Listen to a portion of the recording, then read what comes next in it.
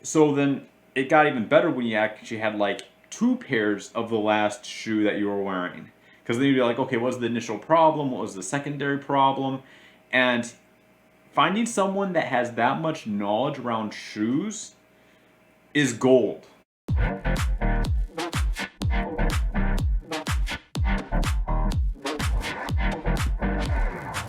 Hi, today we're going to talk about getting your first pair of running shoes. And before I get into talking about the shoes, I want to share a story with you about when I was in the sixth grade and as a kid throughout high school. I would go to a store in Brookings, South Dakota, and this guy has been was selling shoes for 30, 40 years. I'm pretty sure he's deceased now, and the business isn't there unless someone's taken over it. But he's literally was selling shoes for years. So he knew like so many model. Like you would just go down there was this little door, and it was just, you know, very small signage. Then he took a right or left turn. You swore you were going the wrong direction, and then you went down these wood steps into a basement, and then just boom, shoe boxes filling up this entire basement. Okay, like a 50 by 70 foot area, just shoes all over. Shoes, shoes, shoes. And, but this guy, um, he knew his footwear. And so if you were a runner, you'd find out what type of mileage you were doing, and then you would be able to kind of figure out, well, what type of a shoe should you go from here for if you were a newbie, if you were more experienced, if it was your first time or not. But the more important thing was if you ran in a pair of shoes before, he would actually want you to bring in your previous shoes. So he could actually look to see if you're running on the inside or outside. Because, yes, you can get insoles that will help you, but you can also get shoes that will help correct how you're running on the inside or outside of your shoe with your feet. But there's multiple ways to approach this. There's some shoes that will reduce this and actually aren't known to treat the symptoms, but then they just kind of naturally have a side effect that will help one way or the other. But the thing is, he would look at the shoes and he could tell, okay, well, this is what you were doing. Okay, hey, I recommend that we try this brand now, or hey, I recommend we try the same shoe but with this insole instead. And so then it got even better when you actually had like two pairs of the last shoe that you were wearing. Because then you'd be like, okay, what was the initial problem? What was the secondary problem? And finding someone that has that much knowledge around shoes is gold. Absolute gold. Because there is a lot in the industry that's changing in footwear. And we would this at this time it was only 6-10 miles to get to this town. But when I moved to Aberdeen, South Dakota, I still got my shoes in Brookings, South Dakota, which was 2.5 hours away. We did the drive just to get the shoes because this guy knew the shoes. So if you can ask your friends that are runners, your teammates, colleges, schools, whatever, if they know someone that knows footwear and is really good on it, or a store that does, that's going to be the best gold that you can have as a new runner because they will know. They will know footwear better than even me at my prime. They knew the footwear. They didn't run that much, but they knew the shoes. They knew what they could do. They saw from so many different athletes of what was good and what was bad, what worked, what didn't. You know, he would hear about their times and how they improved, which ones were doing a little bit more stress on the body, which ones weren't. You name it. It is pure gold to find someone with that amount of knowledge, and they can help you find out the proper footwear. A lot of people that are now in foot store in shoe stores, I should say, not footwear, but shoe stores. Oops, sorry, get a little bit of a ride there. As time's gone by, I've actually seen less and less knowledge in the footwear store. It's usually a general person that just knows all the shoes or lightly about the shoes and just goes, "Oh, here's the running shoes," but then they don't know the breakdown. So there's a difference between going to a shoe store or an athletic shoe store and then a running shoe store. So see if you can find uh, someone that is a running shoe store, because that will be way different and a way different experience. But I just wanted to share that with you because that's how I got through all my high school, middle school, and high school was going to him, getting the shoes, getting the right things, getting them, telling him what the problems was, comfort, discomfort, you name it. Okay. So let's get on to the main topic. So the best way to start tackling footwear, I think, is kind of going like there are three mainly different types of athletic footwear when it comes to running, hiking. Okay. First one is going to be a hiking shoe. It's a lot like a hiking boot. It will give a lot of ankle support. Okay. And then so you're not going to be able to run very much in it. And I'll take off my shoe while I'm doing it right now. But it's going to be great for preventing you from twisting your ankle. And you'll be able to go on trails, and you're going to have a lot of uneven terrain and things like that. So you won't have to, it will reduce your chances of getting injured. Can you run in hiking boots? Not really. But they have a purpose of uneven terrain.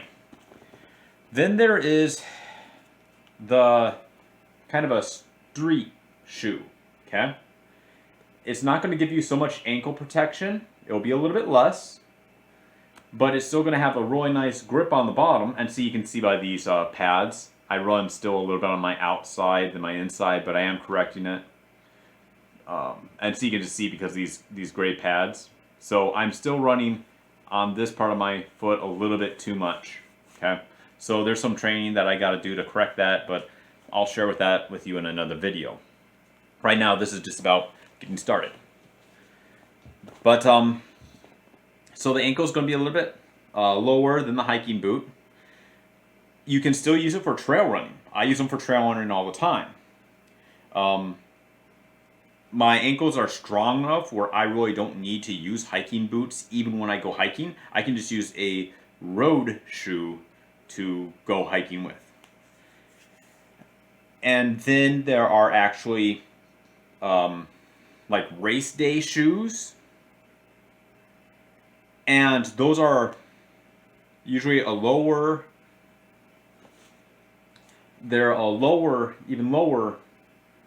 less ankle protection.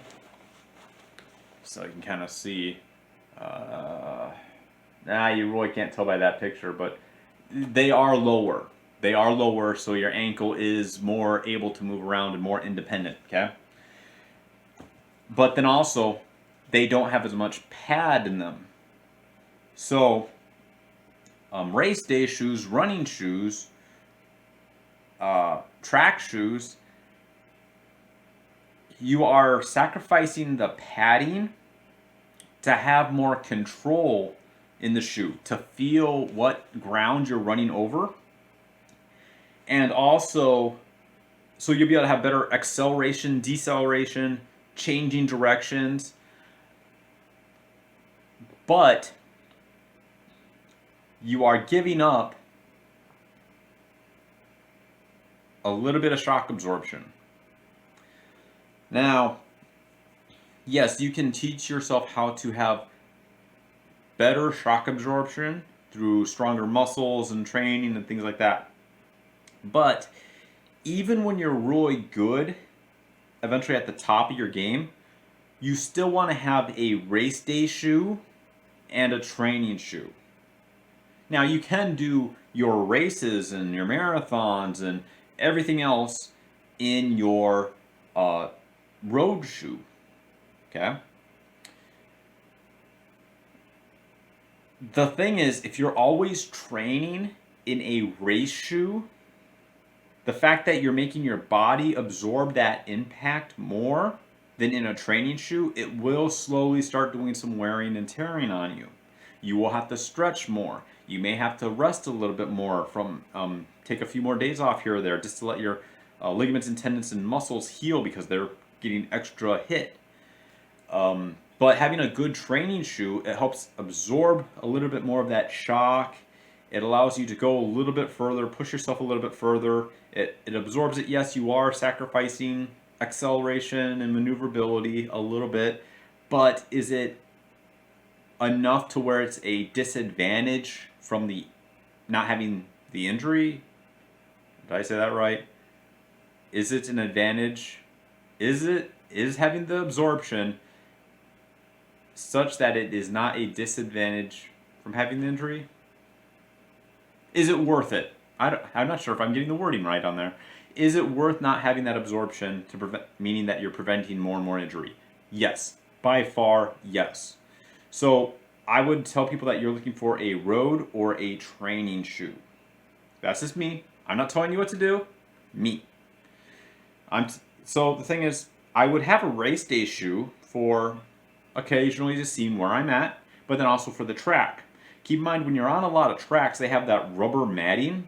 Okay, before I go there, I guess. So the last one is a track shoe or a performance shoe.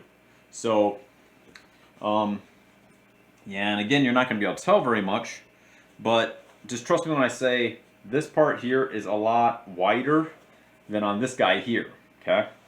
The heel is also a lot less here than on this guy here, okay? But again, this is a performance shoe, so it's designed to allow you to grip and just go. But you're going to have a lot more acceleration and maneuverability, all that in this shoe, versus the trainer.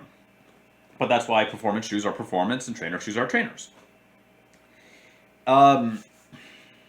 So the tracks are that it's pretty much like a tire material, and that will allow you to.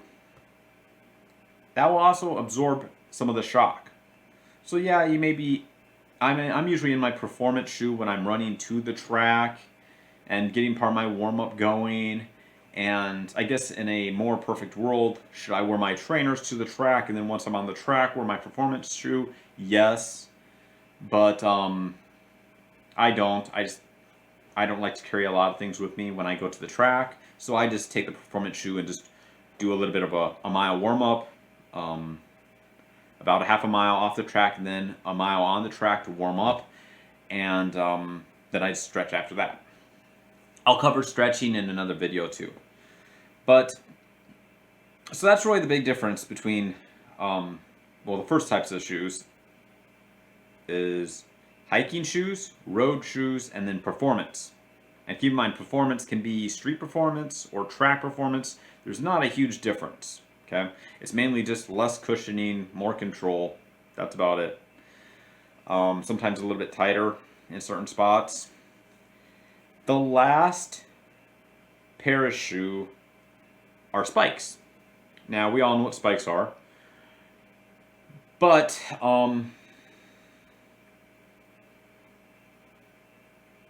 I guess I should get mine, so I'll be right back.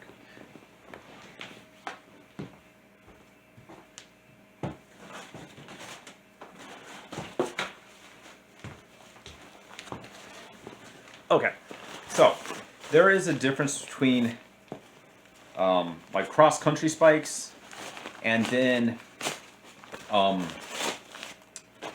cross-country spikes and track spikes. Mainly, when you're on cross-country spikes, and keep in mind this is a while ago, this is a much harder plastic underneath. Okay, this is actually a plastic because rocks, gravel, sticks, things like that. Okay, so that's what it's really protecting you from. These are not cross-country spikes. They're really, really short. Oh, what are these? 1/8 of an inch. Okay, so those are for track. Okay, but also look at how this footing is. Okay. Now, we'll show you the other one in a second. Now, this is a track shoe. It doesn't have the hard plastic. This is actually a rubbery surface, just like the surface of the track. Now, this part is, but that's because it's kind of in the archway, but you aren't getting a lot of grip here anyway. But this is a track running spike, so it's more rubbery. Okay, it's more flexible too. Okay, because you can get into the toe a lot more. It's like, well, here the plastic, it's you still can get into the toe, but again, it's meant to more protect your feet from the rocks and whatever mayhem. So track shoes have an eighth of an inch usually, and the cross country spikes usually have a fourth of an inch. It's because one, you're on the track, so it's just going a little bit into the blacktop, while cross country, you're having to go through the grass, the dirt, and whatever, and get through all that, leaves, and it has to dig into the dirt on top of that. And also the ground gives a lot more, so if you have a whole bunch of runners, you'll just see sections of the run just chewed up because of the so many runners going through it. But that's really the big difference between track spikes and cross-country spikes. Just some minor differences, but I mean, if you really look at it, you can see where the terrain is beating these things down. But I mean, are they still good for me to wear now? Yeah. And these I haven't ran with an event in them for 2006, so these things are still good. My track ones are getting a little bit more beat up because I have a track that I mainly run on now from time to time. But oh yeah, so check out this bottom difference. So see how this is kind of coming more. Okay, both of these are a left-sided shoe. Okay, but this is something that you'll sometimes see in running shoes. So see how this side is pretty much mainly focusing on just being down the middle? It's more because you are running in a relatively straight line, for one. Also, there it comes to how you're applying power with your foot more, okay? On tracks, see, it's like, if it was going to fall like this, there should be some over here, okay? And actually, I covered this one up. I cover up this bottom one with just a blank one. It's just a flat one. So, as you can see, it's like it should have some over here if it was going to be like a off-road one, okay? Well, the other thing is, when you're going around the track, you're also on the turns. You're turning, okay? Well, you need to have that outside stabilization a little bit because you're actually going around the track, and when you're on the turns and you're running faster, you're actually leaning pretty good. So the outer support is to help you when you're doing those sharp, fast turns. But since you're running cross country, you're pretty much going in a straighter line. You're not doing a lot of that sharp turn. When I mean you're leaning, you are really leaning. When you're doing a 15, 13, 12-second quarter around the track, not quarter of a mile, quarter of a lap, you are leaning really heavily on those turns. So you want to have that outer grip just to kind of recalculate to, keep on pushing. Without it, not good. So it's just gives you a wider base with your shoe. So that's what we're kind of seeing with these being wider bases, and allows you to get that outer thrust. And then also if you're on your inner foot, it allows you to get some more grip that way too. So it helps both of them on the inside and the outside of the turn, both your feet just maintaining grip. Okay.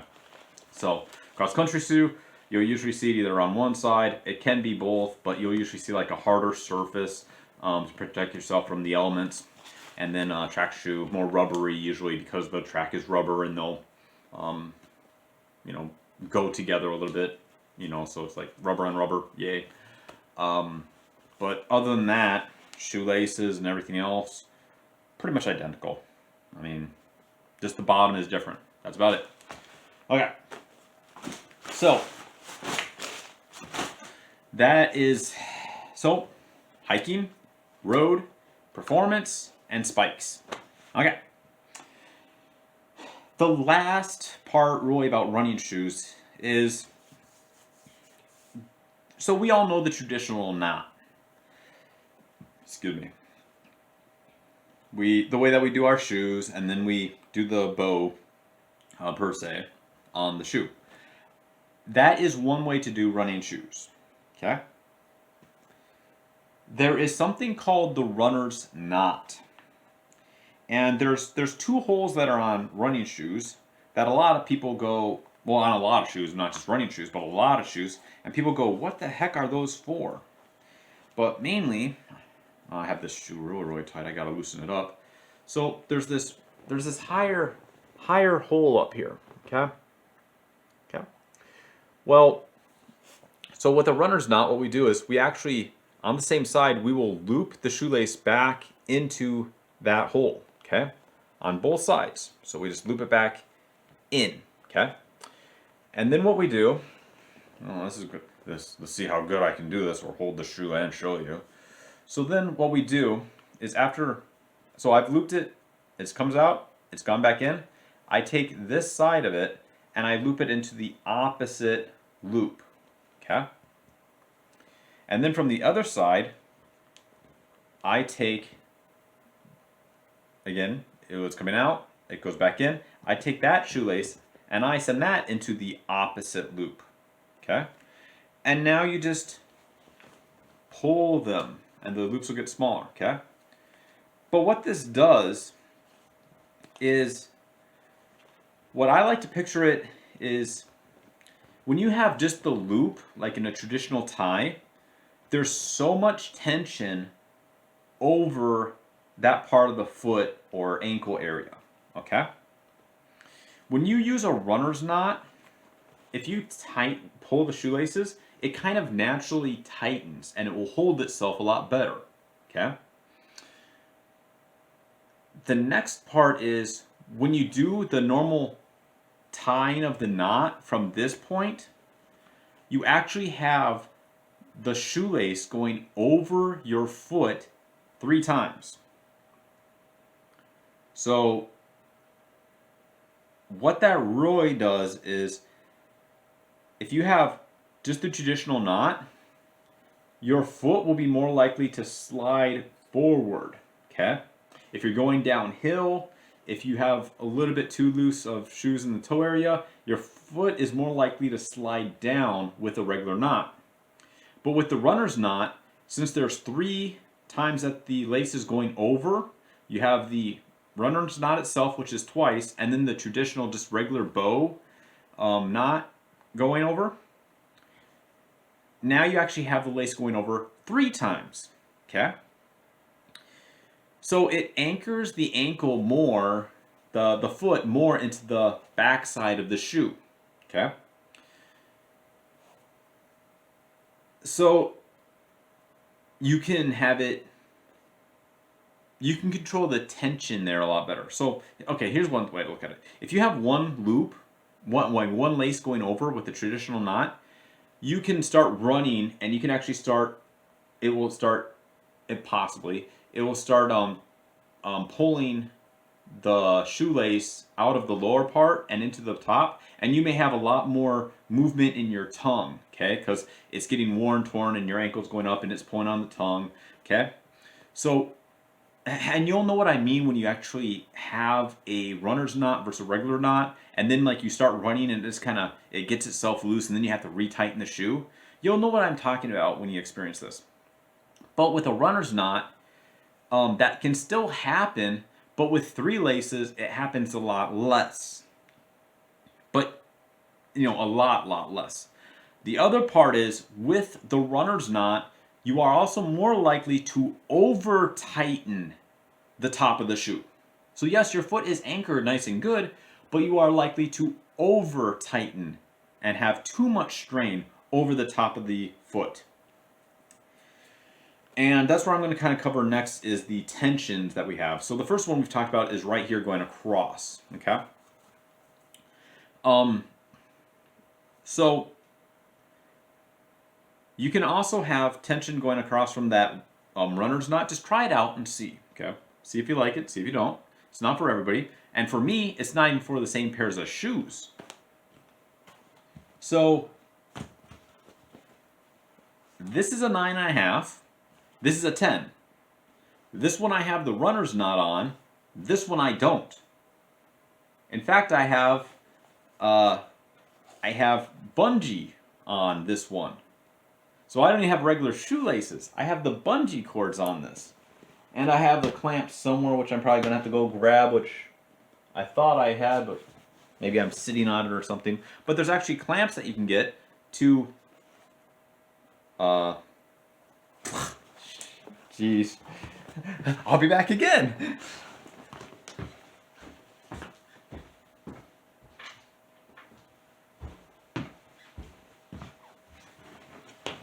Gee, I thought I had all my stuff and I was all prepared for this, but no, I guess not, right? Okay, so let me put these things on. I don't have the end pieces for this on, but mainly, you have, this is what it looks like, and you'd have an end piece holding right here, and what you'd be able to do is just pull it down instead of having a physical loop, and that would just hold that spot there, okay? Well, why would you want to use this? Depending on the shoe and how tight you like it, which we're going to go over on tightness, I was running in Montana, and I was doing a fundraiser run, and I was, going at decent speed, and I was on like day 3, 4 of the event. And this is just me running from one town to the other town for the Red Cross. But there was a hill that was probably about 50 feet downgrade. And my legs were, But when I went down this hill, I literally felt one foot and then the other foot instantly have way excessive tension, and then it became a mild injury. My shoelaces were too tight. They were across the top of my shoe, holding too tight, and they're putting pressure on the top ligaments and tendons going across the feet. And then when I went downhill, that was the last straw. Sharp pain. And I had that pain for the rest of the run. Well, the plus side about the bungee cords are, once you lock it, the bungees will kind of readjust on the top. So they'll actually give way as you're running. So if there's one that's looser, the tight ones will pull that looseness out of it. And it keeps it more even on its own across the top of the foot. You do not want to have that too tight. And I might as well cover the other part. If you have your foot actually holding too tight, it feels good for control sometimes, but after a while it can get irritating. But if you have too much pressure on the top, me on the inside of my foot, I have to be able to have my foot rise up off in the shoe a little bit. If it doesn't, it's constantly on the bottom of the shoe, and with the sweat and the socks and then the material that's inside of the shoe, they pretty much become one. And then your skin is just starting to rub because your socks are grabbing it so tight. And I'm likely to get a big long blister on the archway on the inside of my foot if I do not allow that natural gap to happen. Okay? So I have to have, especially for short distance, not a much of a problem. But for longer distances, I have to have that ability for my foot to actually come up a little bit while I'm running. Just a little bit. It can't be tight. It can't be anchored in there. Or else I'm likely to get those inner archway blisters. And believe me, they are long. They are like 1.5 inches, 2 inches, sometimes 3 inches long, just going along the entire archway from the big toe to the back of the ankle. And it's like, they look painful. They're not really painful. They're just more of an annoyance. But the reason they happen is because there's just everything is locked in. The inside of the shoe, the sock, and your skin of your foot are just all locked together. And just that back and forth develops a blister. So you have to be able to allow that, just a little bit of to happen, okay?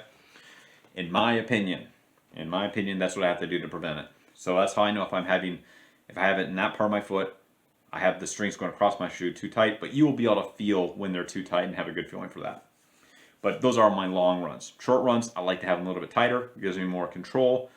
Longer runs, I like to have it looser because it's just more of a comfort thing, okay? The other thing that you need to kind of keep in mind about shoes, like, see how I'm moving my hands right now? Okay? Our toes are meant to do the same thing. They're meant to kind of reach out and be independent of each other. But with socks, they're constantly being pushed together, and shoes kind of squishes them together too, okay? But they're meant to actually be independent, not like completely movement independent of each other, but they are meant to be able to be spaced apart. So if you're running on the outside of your shoe, you're likely to start forcing the toes to, when you start running on the outside, here we go, how am I going to show this? You are kind of, you're like this, okay? And you're crushing the toes together more, okay? So they're just getting crushed together more. When you're running more correctly, your feet, if they have room in the toes areas, they're more likely to be apart, okay? So you want to pay attention on how much, when you put on the shoe, how much tension is on your toe area. Keep in mind, look at your toes and see if they're hammer toeing. So pretty much what that is like the toes start facing down, okay? Keep in mind, your toes want to be up and out like this. But if you wear socks that are too tight, they'll get crushed together. If you wear other shoes that are too tight in the toes, they'll start to hammer toe and curl up, okay? When you start running and gaining more strength, your toes will start running, stretching out, and you'll have more control over them as time goes by. I walk around a lot in my bare feet when I can, just to give them that extra, just so they kind of, get that muscle memory of how things are feeling. There's a lot of people that are running and they get pain in the bottom of their feet. Well, look at where the ligaments and tendons for your toes go. You're running on them. And if your feet are already tense and they're like this hammer toeing, those ligaments and tendons are already tightened up. But if they're loose and they're able to be like this while you're running, those ligaments and tendons underneath the foot are looser. So there's a lot of people that have a lot of pain on the bottom of their feet, but their toes at the same time are hammer toeing. So the tendons are already tight at the bottom of their foot, and now they're running and hitting impact, and it's getting more sore. So the long-term goal is you want your toes to be able to stretch out and get their independent, be straight again, okay? You want to cure your hammer toe. If you have it, if you don't. But that's what you want them to do. You want them to have room to move around in your toes ever so slightly. Now, usually when I wear a pair of running shoe, my big toe, I can feel it just right at the edge of the toe. Of the shoe, okay? But I make sure that I can still wiggle my other toes independently, pretty decently. But my big toe, yep, it pretty much hits here and then it stops, okay? So I use my big toe as a gauge of going, okay, is this shoe too loose or not? And my actually slightly bigger than my right foot. So that's just one thing to kind of keep in mind there. We talked about slippage, we talked about going over, we talked about archway, we talked about squeezing of the toe.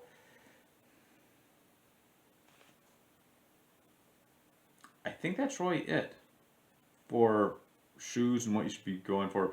Oh yeah, and then also a lot of times I will actually in the store, I'll just put on the shoes and then I'll just run up and down the aisle lightly just to see how they feel. Because a lot of shoe stores, once you leave, that's it. Sometimes they'll ask about the return policy, but I'll just put them on and I'll just trot up and down the aisle of the store real quick just to see, because sometimes when you walk in them or sit in them, it feels one way, but then when you actually run or jog, you can feel your feet moving into the positions a little bit more and it feels a little bit different. So don't be afraid to do that. Because they see people do it from time to time, and they try it on. It's like, well, it's a running shoe. Just try to do a quick jog. I really think that's it. Bungee cords, regular shoelaces, runner's knot, hiking shoes, road shoes, performance shoes, spikes, cross country and track shoes, I'm going to cover running on the inside and outside of your shoe later in a different video, and then how I work on it and correct it when I have it, which I still have it a little bit right now. Um,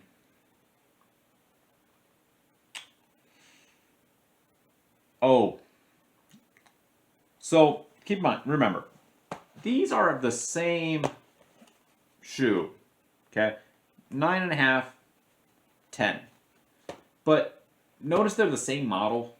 The only reason that this one isn't black is because they didn't have black anymore and I had to get this one. It's like I would have rather had the black one. But I mainly, like, if I'm going to be doing a long distance run, I'm more likely to wear the 10. It's just a little bit more comfortable for me. But then if I'm on the track, I'm more likely to wear the 9.5.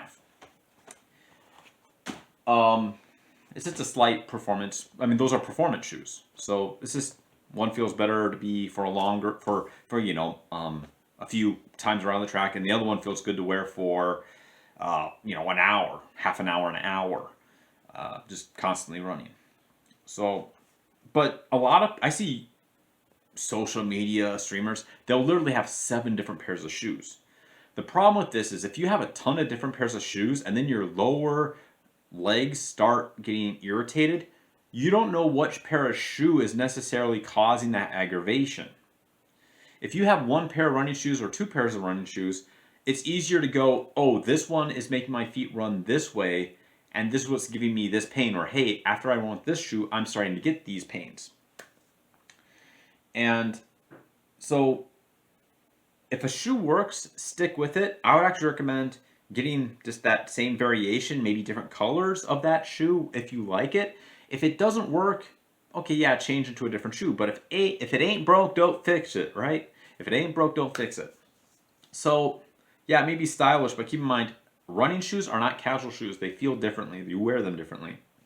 So, until you find a shoe that really is good for you, I'd recommend staying with just 1 or 2 types. And once you go, yeah, this isn't good for you, get rid of it, okay? Because it's just, there's too many variations. Yeah, they say they're all the same size, but guess what? This guy, this is a 9.5, okay? But then I'm wearing 9.5 when I'm doing street running with my trainer, 10 when I'm running with my performance shoe. And then a 9.5 again when I'm on the track.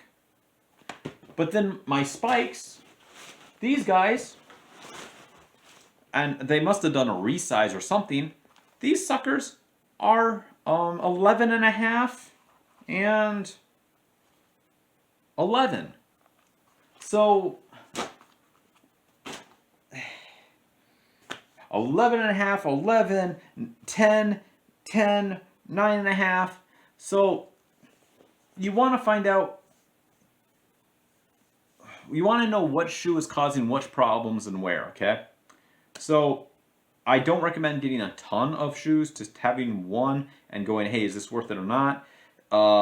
Some people will wear them to 300 miles. That's what they kind of recommend. I run them usually up to sometimes 400, 500, 600. But what I really use as the gauge is how much tread have I worn off on the shoe, okay? If I haven't worn off a lot of the tread, I keep on running on it. And as long as it feels good, as long as it's still absorbing and everything, I don't see a reason that I need to upgrade it. But also, as you get better form, you'll start running on the shoe more evenly, and you won't have to go through running shoes as much. But then at the same time, you're going to start running in more mileage and faster speeds. You're going to have to get different shoes. So it's kind of like a balancing act between, as you get better, yeah, you're landing in the shoe more correctly, not on the outside, not on the inside, so it's getting the proper wear and tear. But then you're running faster and more miles, so it's kind of a back and forth. But hopefully this is kind of a quick, not a quick explanation. Here we are almost up to 40 minutes of what you can look for as far as running shoes and what to expect. So I recommend a road trainer or road shoe or a training shoe initially. And my next video is probably going to be over running logs, I believe. And yeah, we're not running yet, but I just want to show you how I have my logs planned out, and this allows me to look at how things are going. And if you start creating the correct logs from day one, if you just wait until like a month or two into it, it's it's you'll see why. Check out my video on logs. It will make a lot more sense on why you should probably have this set up in an Excel sheet, and then at least you can start putting in the data from day one, and you have a good organization of it. Because I can actually look back from every single running thing that I have done for 2 years. Let that be my interval training or my street running. I can see what I did, the dates, the speeds, the times. And so when I have a spike in performance, I can go, oh, look, this is what I was doing. Here's the pattern of training that I was doing that my body really liked or didn't like. Oh, gee, I ran this and then my body was exhausted. Oh, man, I probably shouldn't do that as intensely. Or if I do that, I should take a day rest to recover more. And then it allows you to kind of get a feel for what your body does individually at that time. And then as you get stronger, the variations will change. So my next video is going to be on running logs. And if you have any more questions on shoes, if I missed something, which I probably did, just put it down in the comments and say, hey, you got a question about this shoe. Well, maybe not specific shoes, but in general about shoes. Because I always relied on having a shoe specialist to point me in the direction and help me with shoes. So, I mean, I kind of had the knowledge 15 years ago, but the thing is, it's a lot better to go on someone that makes that their job to specifically do that. So, that type of person, absolute gold, okay? I mean, they will know every single model, they will know the brands. Again, they have so many different types of runners that come across.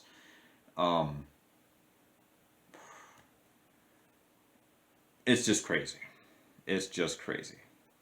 But anyway, thank you very much. And hey, next video, I'm going to be on running logs. You guys take care, okay?